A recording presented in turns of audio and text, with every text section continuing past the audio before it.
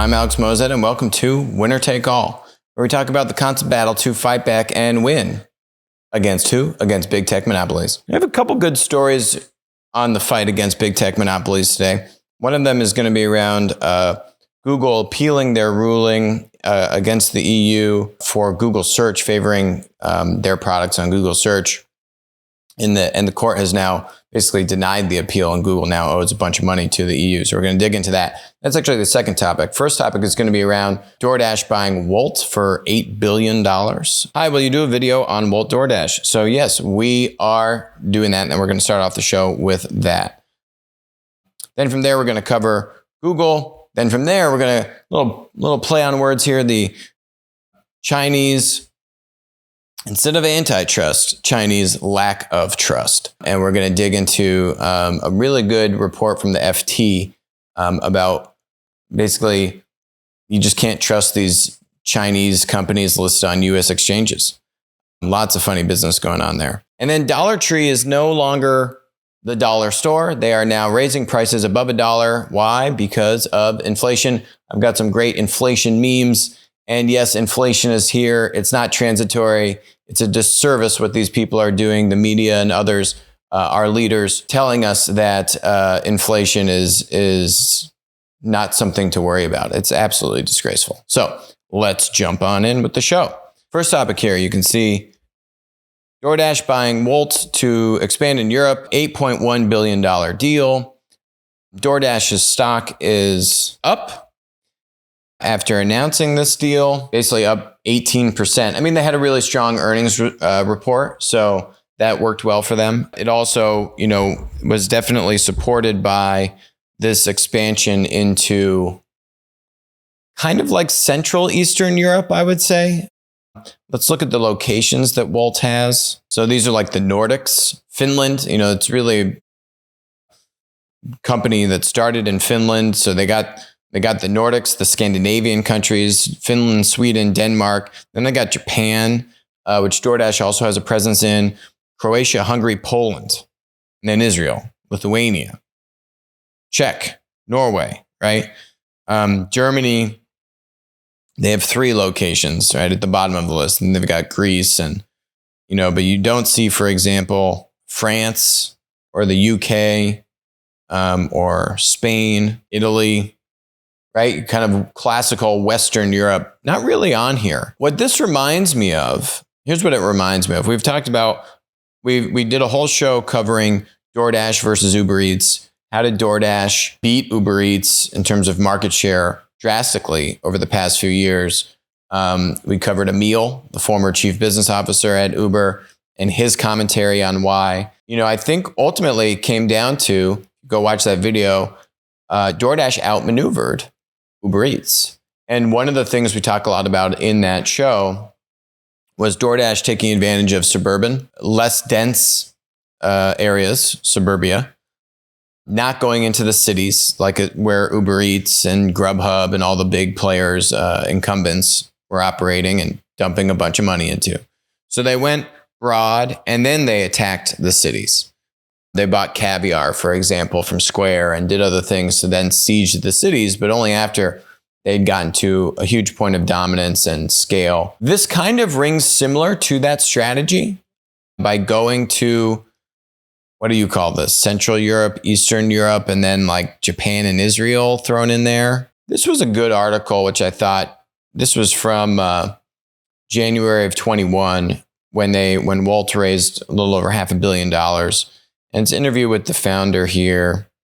And, he talks a lot about their model. We started with an exclusive focus on the restaurant as it's the biggest local service with an underlying high frequency use case. We quickly learned that the magical product market fit for bringing the restaurant online was to offer a quick and predictable delivery experience from restaurants that didn't used to be available for delivery.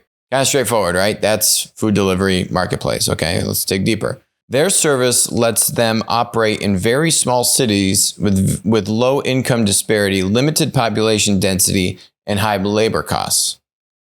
Kind of ring a bell with what DoorDash had to figure out by going to suburbia, right? Very different economics of the business when you're scaling in suburbia than in a highly dense urban city, right? It's actually a very different model. This means that we can operate efficiently, even with relatively low order volumes, enabling us to grow and expand rapidly with much less financing than some of the other players in the market. We simply had no other choice than to do it this way as we came from such a difficult home market in Finland. Let's pause there. I think that's one really important parallel between why DoorDash likes this company. And I think it harkens back to a lot of what they did very successfully in the United States. So that's point one. I think it was the Delivery Hero CEO threw some shade on the acquisition and said, yeah, we looked at the Wolt deal. We didn't like it. They operated in a few markets that we're in, and we are way bigger than them in those markets. But that kind of makes sense, right? That dovetails here with this commentary.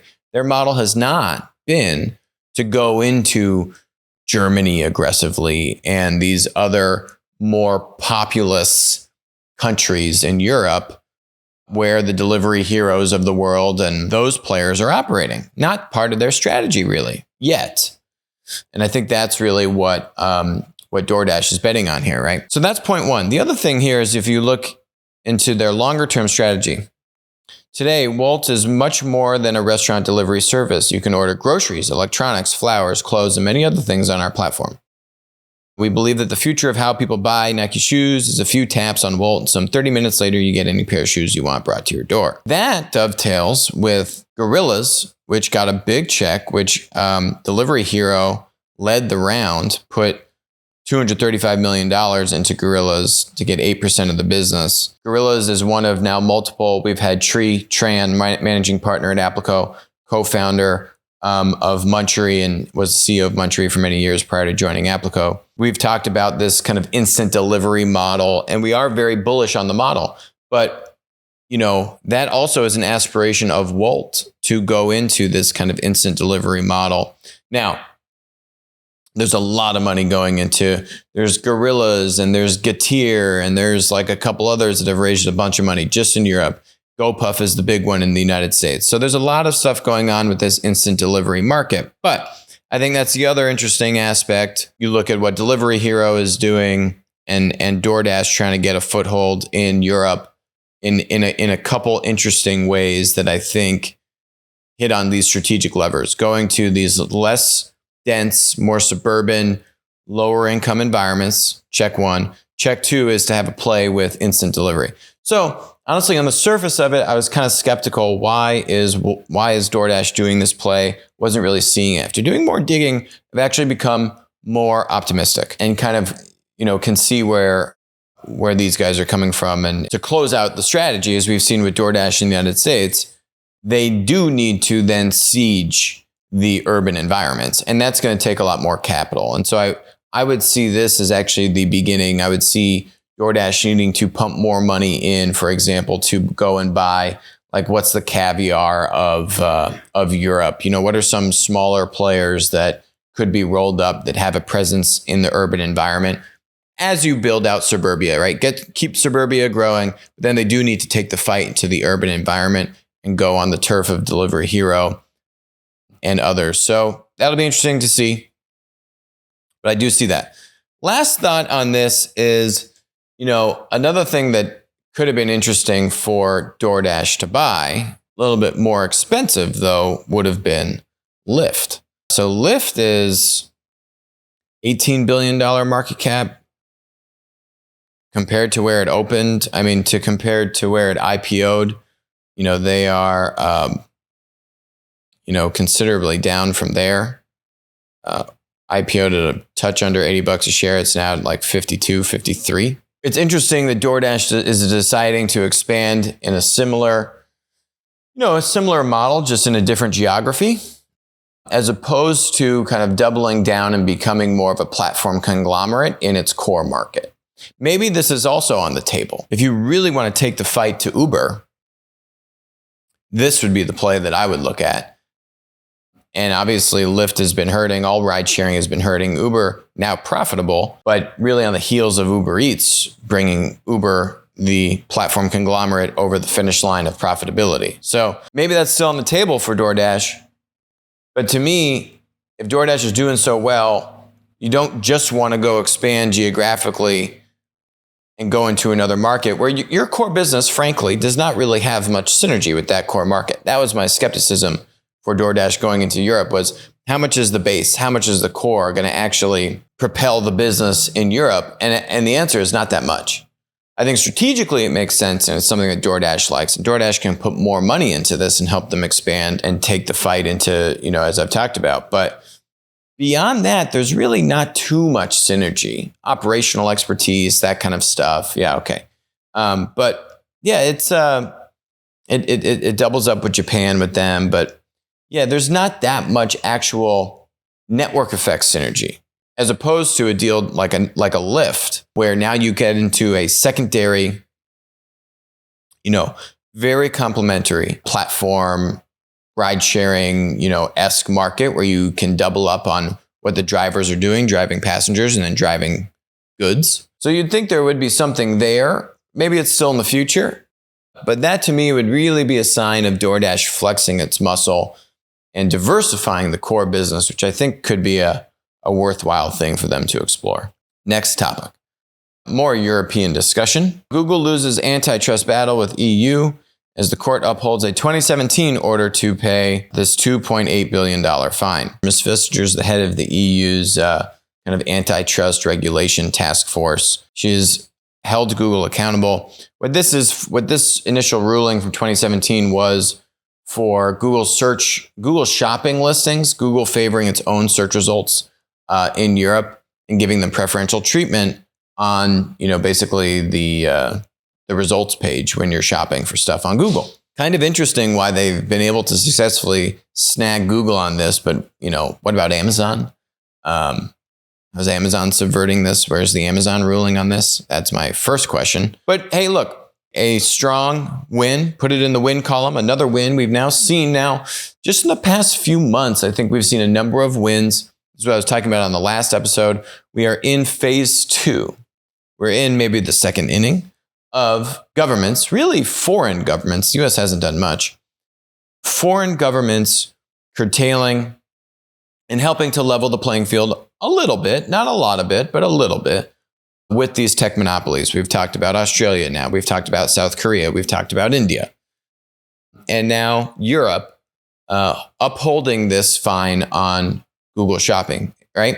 This makes Google slower to respond and slower to innovate, makes their lawyers scrutinize the product decisions as Google looks to, expand and build and innovate on its own model. Those lawyers are absolutely hampering Google's ability to innovate and iterate as quickly as they would like.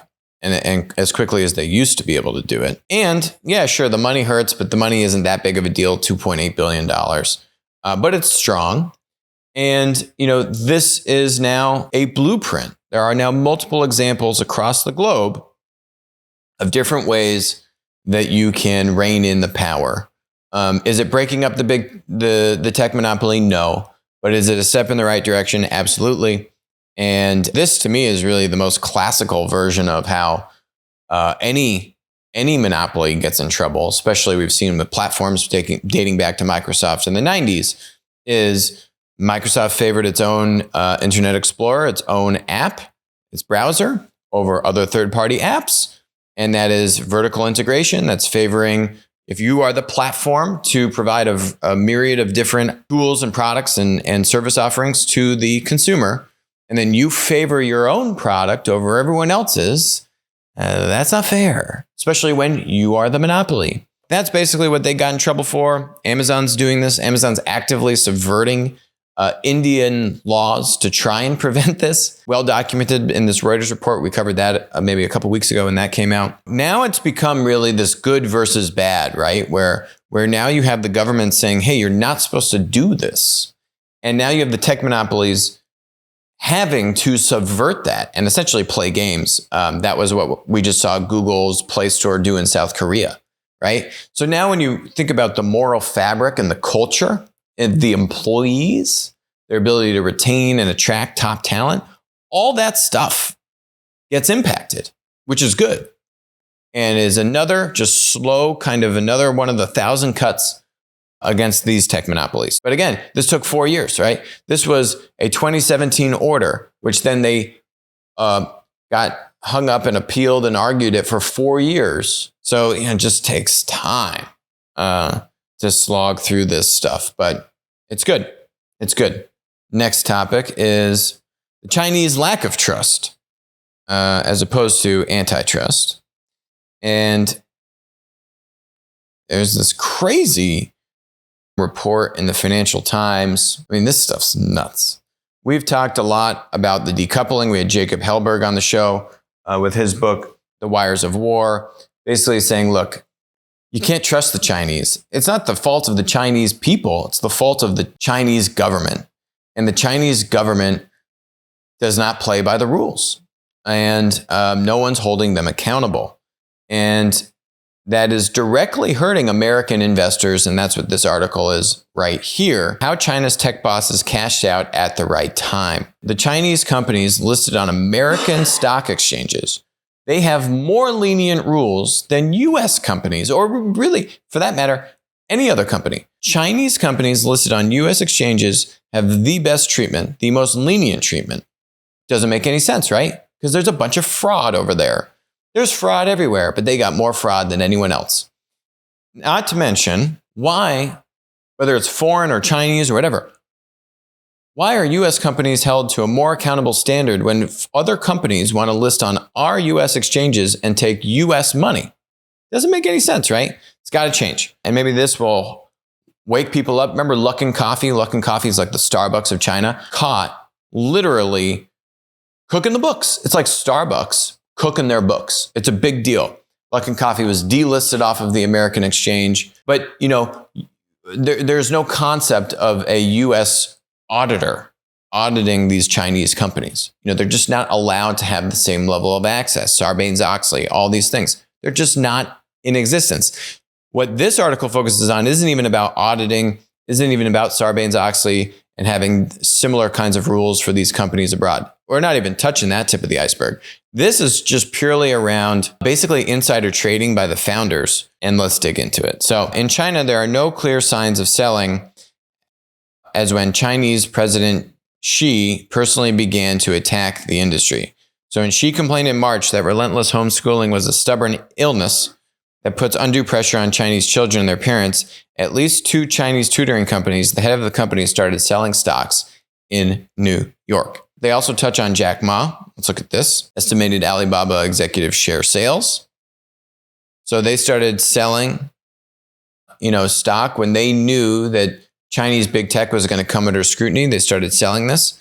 And the problem here is that these disclosures are not actually disclosed. And the problem is this Form 144, SEC is considering changing the rules to require all Forms 144 to be submitted to Edgar. Basically, in the US, if you are an officer of a public company and you sell your shares, you have to notify. That's public information. And within 2 days, you have to notify of that event occurring. Transactions by Chinese executives have received little attention as they are bound by different reporting rules by the US SEC, which claims that US executives must report the sale of shares within 2 days. In contrast, executives of foreign companies, this is, I think, all foreign companies listed on the United States, tend to instead report the total number of shares they hold once or twice a year, or not at all. In the United States, under Rule 144, foreign executives are required to report when they will begin planning to sell restricted shares by uploading or mailing the document. So basically, all these people mail the documents, and then the documents never even get uploaded to the system. They're just in the mail. I'm not making it up. It's 2021. You're mailing the disclosure in, and it never gets uploaded. Almost all of them have historically been submitted by mail. Surprise, surprise. And the SEC granted access to the documents in the reading room in Washington, D.C., but did not upload them to Edgar. You got to be kidding me. Since April, SEC also accepted email notifications, but has not uploaded them to Edgar either. Private sectors have digitized filings for sale to institutional investors and banks. So basically, if you pay a bunch of money, maybe you'll have a better chance of getting these disclosures. But if you're the average investor, good luck. What a joke. Now, the thing with these tutoring companies is they were basically banned from doing business in China. So they knew that the regulation was coming. They knew that they were going to get crammed down. Look at this company's stock. They've since changed their name, surprise, surprise. But the ticker is GOTU. It's still up on the New York Stock Exchange. It's still trading. Headquarters, China. Number of employees, 22,000.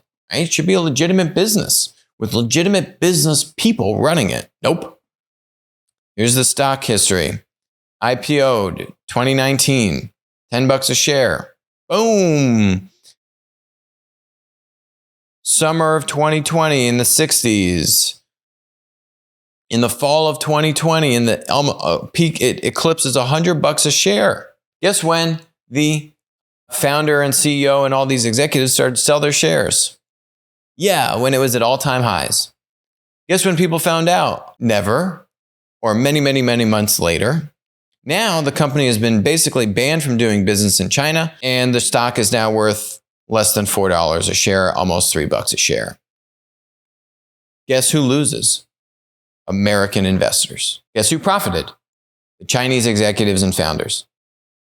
And I'm sure they're friends. They're friendly investors. They said, hey, you probably want to get out of this thing like now. Here's the crazy thing with this company. That decline in their share price was I think, largely because the Chinese government limited and basically banned their business from, the Chinese government basically said you can't have any for-profit tutoring businesses in the country. You have to be non-for-profit. This wasn't even what the Financial Times article was about, but you go to the Wikipedia, GSX, which was the company's prior name, is currently under investigation by the US SEC after more than a dozen research reports came out in 2020 accusing the company of inflating its revenue numbers. Yeah, that's called fraud. And then it says, yes, look, the stock price went down. But that's also because the government regulated them heavily. Not to mention, they were cooking the books. I mean, seriously, we're still allowing this stuff to happen. How many times do American investors need to be taken advantage of? So these tech businesses knew the regulation was coming. They saw it coming from a mile away. They sold their shares. They didn't disclose it. Well, they complied with the rules, or maybe not. Who knows if they really mailed it? Maybe they mailed it, but it got lost in the mail. Who knows, right? And then American investors are defrauded and cheated. It's ridiculous. What is the purpose of our agencies, if not to prevent this exact kind of behavior? This isn't an accidental one-off thing. This is a repeated course of behavior, particularly by Chinese companies that don't have any respect or appreciation for American laws. Get rid of them. Okay. Next topic. Let's start with the funny. So inflation woes. I've done a bunch of segments on inflation. Inflation is here. It's not transitory. And not only is now the media and everyone trying to say it's transitory, they're also trying to tell you that inflation you shouldn't be worried about. This Instagram account, Liquidity, they have some amazing memes on this. So you can see all the old guard elitists keeling over in laughter, joking that they're telling the public that inflation is transitory when it's clearly not. This is a meme video. Inflation smacking the bejesus out of the U.S. citizens, and Jay Powell, chairman of the Fed, overseeing it and watching it all happen. Now, here we go. Now, this is the brainwashing that inflation is good. This is the Fed training a dog what to say. Dog, MSM, says inflation is good, gets a treat. Hilarious. What if inflation causes everyone to land in the highest marginal tax brackets, and this is what the government wanted all along? The unfortunate truth in this is the government wants control, and they want people to be more dependent on the government. And inflation will accomplish just that. Now, this is really bad from MSNBC. Why the inflation we're seeing now is a good thing. I mean, this is actually criminal. Really bad. And here we go. The report from just a few days ago. U.S. inflation hits 6.2%. Oh, the highest since 1990. Oh boy, this is bad. This is really bad. Inflation spikes as prices surge 6.2%. You still don't think inflation is here. Dollar Tree is now to sell more items above $1 as costs rise. Discount chain expanding earlier tests to boost prices, citing higher wage and freight costs. Basically, everything is going up.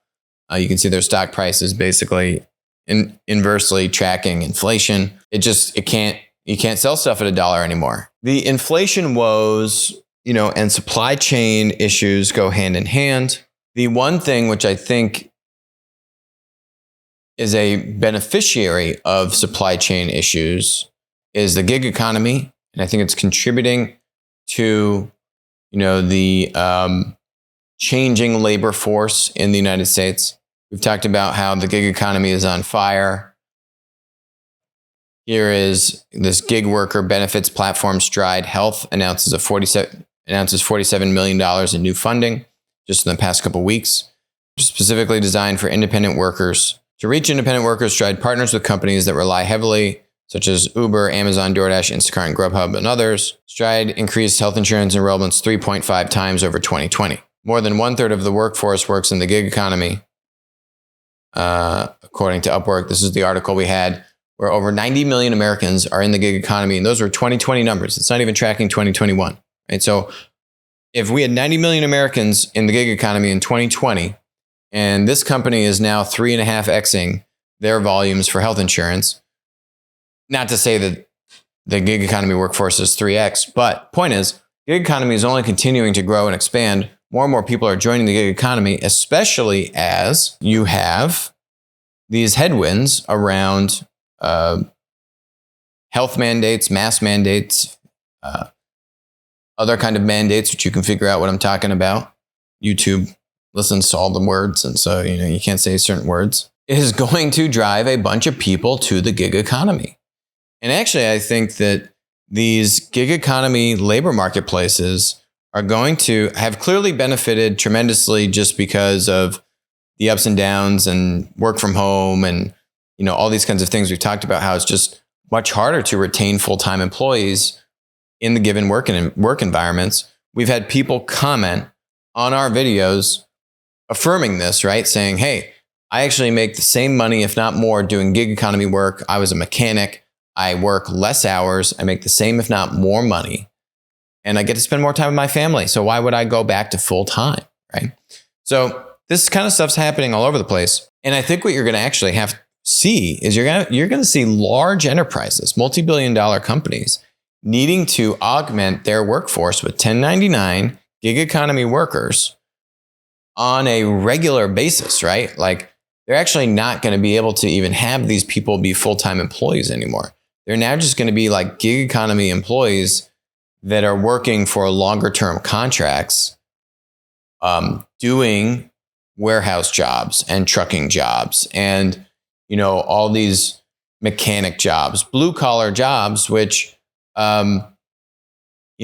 are the real victims in all of this, not only from a work mandate standpoint, from an inflation standpoint, and their disposable income, their purchasing power getting wiped out. Gig economy is going to boom even more. There are some public gig economy companies that you can look at if you want to get in on this. And then there are a lot of specialized gig economy companies, kind of like vertical specific. We've talked about a number of them on the show. Rig Up being one of the biggest in terms of dollars raised, started as a vertical specific labor marketplace for people working on oil rigs, has now raised hundreds of millions of dollars, right? Will those workers, because they are 1099 workers, 1099 workers on a gig economy labor marketplace, actually subvert a lot of these mandates that are coming down to W-2 employees from the federal government? Right, federal government's mandating this, that private employers have to put these restrictions into place.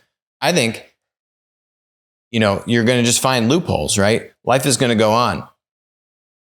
Someone's got to do the work, but it's going to increase the cost for these companies to deliver the goods, because now they're going to have to get the labor from gig economy labor platforms, which is going to be more expensive. And guess what that's going to do to inflation, bringing it full circle. Inflation's only going to keep going up. If we were really concerned in this country about inflation, if we were really concerned about helping the lower and middle classes from being wiped out of having any sense of purchasing power, this would be the absolute number one concern for the country. Full stop. But it's not. I'll give you another example. Here is the Labor Secretary laughing as if the federal government has any ability to influence the price of oil. Look at this. Let me cut to it if I may. In Sturgis, Michigan, it is $2.89 a gallon. I guess that's better than in California. What is the Granholm plan to increase oil production in America? Oh my God, that is hilarious. Would that I had the magic wand on this. As you know, of course, oil is a global market. It is controlled by a cartel. That cartel is called OPEC, and they made a decision yesterday that they were not going to increase beyond what they were already planning. You got to be kidding me, right? Like, we were just the largest producer of oil in the world. But now she's powerless and has absolutely no ability to influence the price of oil. It's a joke. It's an absolute joke. And it's a sick joke. And it's going to hurt tens and tens of millions of Americans in really horrible ways. Oil and the price of oil affects everything else, the cost of everything else, right? So that's one of the biggest ways that you can get out in front of reducing inflationary pressures, right? Make the price of oil go down, okay? This woman is laughing. Labor Secretary, what is she? No, the Energy Secretary, laughing like she has any power.